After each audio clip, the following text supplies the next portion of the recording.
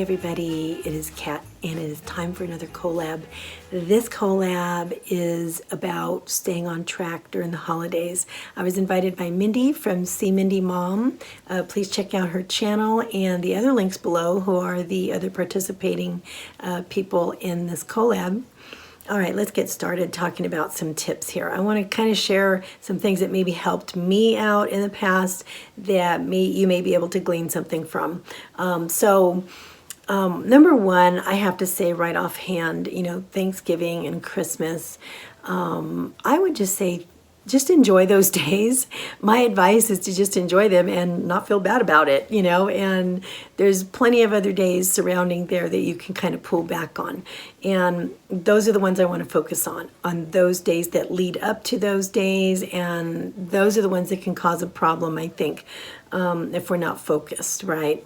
And so number one, I would have to say definitely, I think it's kind of a broad stroke to say it, but to stay focused and stay balanced. And so there's a lot that goes along with that and that accompanies that. So what do I mean by that? First of all, throughout the year, on our weight journey, on our health journey, we're trying to actually lose a little bit of weight, right? Normally, and get healthy. What we normally have to do is lower our food intake, our energy intake, and raise our energy outtake, right? Or energy expenditure, right? So eat less, move more equals weight loss usually. And people will say, well, I could lose weight without exercising.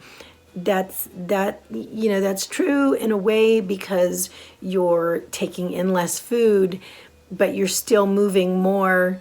You're still expending more energy than you're intaking. So it's the same thing, you know what I mean? As long as it's the same math, whether or not you're doing that by active exercising or if you're just doing that by everyday movement versus the amount that you're taking in. So it's the same thing.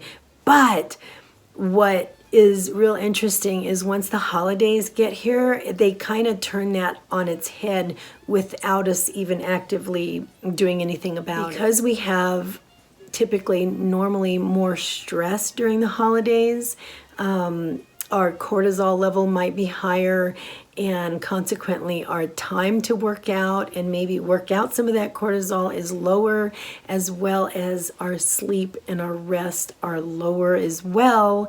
And in the meantime, by default, with all the wonderful goodies coming our way, our energy intake, the amount of food that we're having, the amount of calories we're having is greater. Whether or not we realize it, a lot of it sneaks in, and we have to admit that. There's a lot of temptation. You think about it, stuff at the office that comes in, people are giving you things. Neighbors just gave us a plate of fudge. I had to put that in the freezer, right? And it's not even Christmas yet. And here it comes, right? You go to different events, you're going to go to parties, you're going to get invited to different places, and there's going to be a plethora of things to have.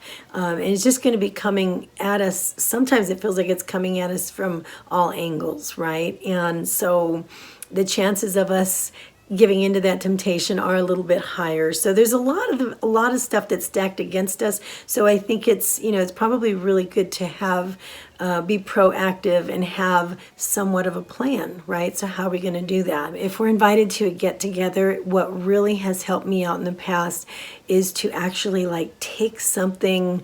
If I'm invited to bring something, to take something that I know I can have a lot of and still be on plan and still be okay.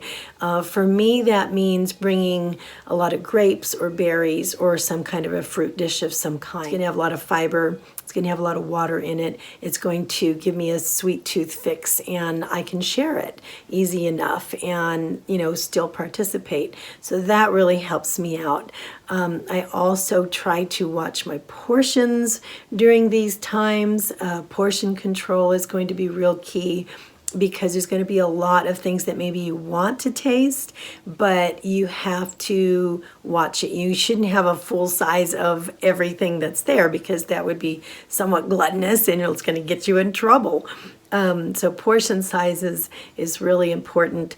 There's going to be a huge amount of desserts.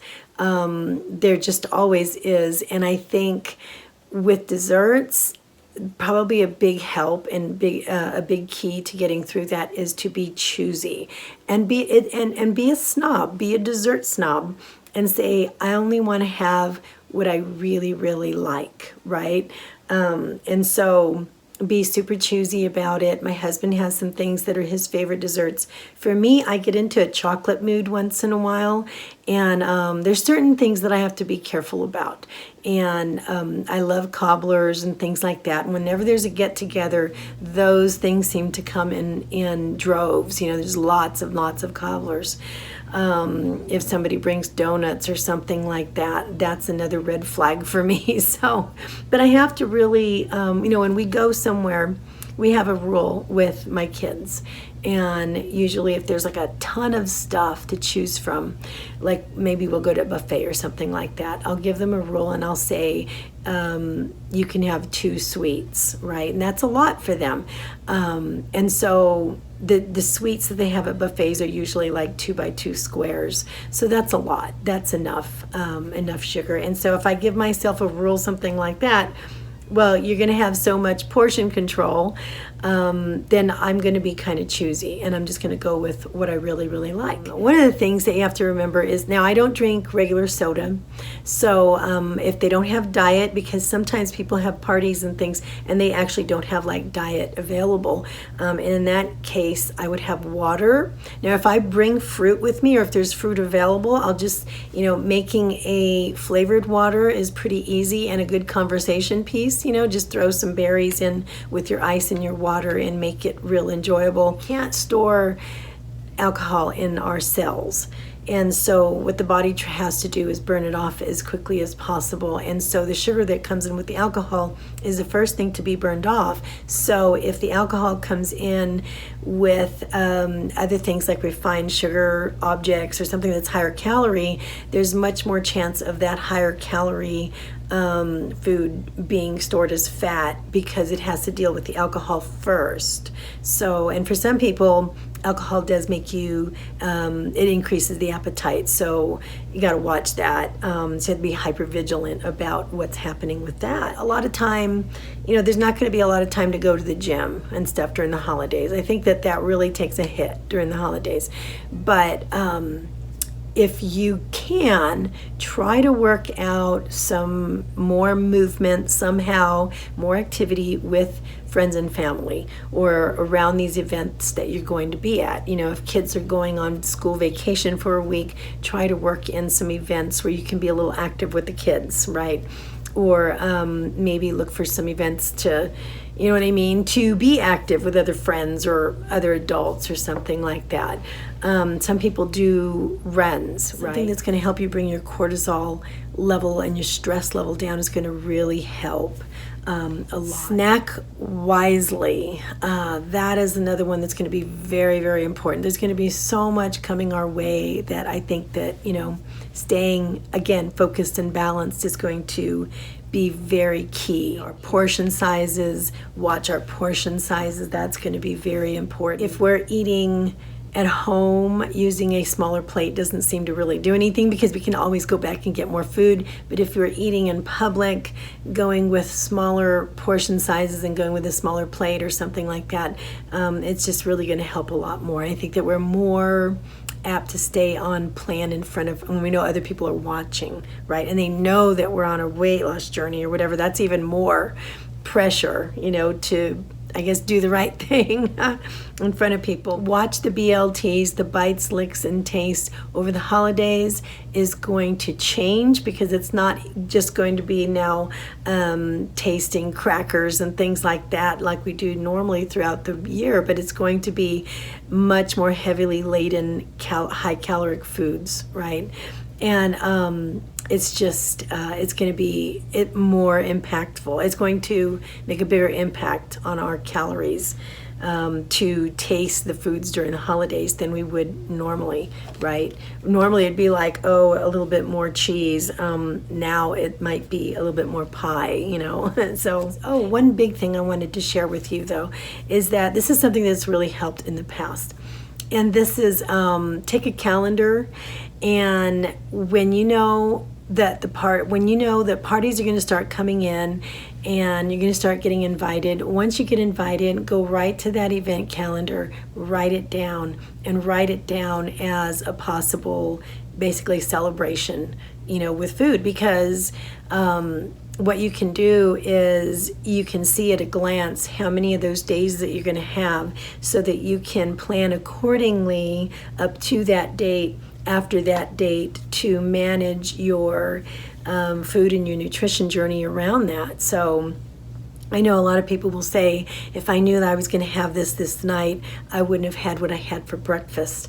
So if you have it on a calendar and you can see it at a glance, you can kind of like plan toward that day and on that day. Because typically, like for me, on an actual holiday, I would say to just enjoy the day, yeah, but what I do myself is I will have like I eat around the celebration on that day. So I'll have a very small breakfast, and then maybe a small dinner, and then our celebration lunch, I'll just go all out, right? And so it's more of almost like a one meal a day on those celebration days. But when we have like a Christmas party or something like that to go to, I will do the same thing, and I will kind of like gauge the rest of the day around that. And I know that is a popular tactic that people will do, and it helps to keep them, focused and balanced and on plan, right? And if you're not losing,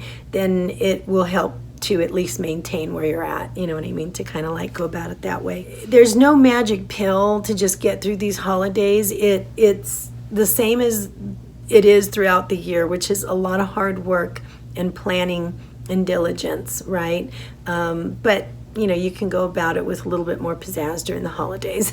So, but anyway, be sure to allow for yourself to have a few celebrations and you know what I mean, a cookie once in a while or whatever, but count it, track it, you know what I mean? I'm not talking about the actual holiday itself. I'm talking about all the other days that come with it. So if you're doing baking, that's another thing too.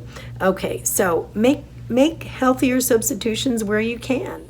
People love to get things that are high fat and high sugar, but there's a lot of people who really do appreciate getting something that has a healthy twist to it, and because they're going through their own temptations in their own journey as well. So maybe try to make something a little healthier, exchange the applesauce instead of the oil in a baking, in some sort of a baking recipe, or maybe egg whites for eggs, or something like that. And maybe cut down the nuts and the amount of it, or the sugar or something like that. And again, staying focused, staying balanced is going to be the key. I hope some of these tips helped you.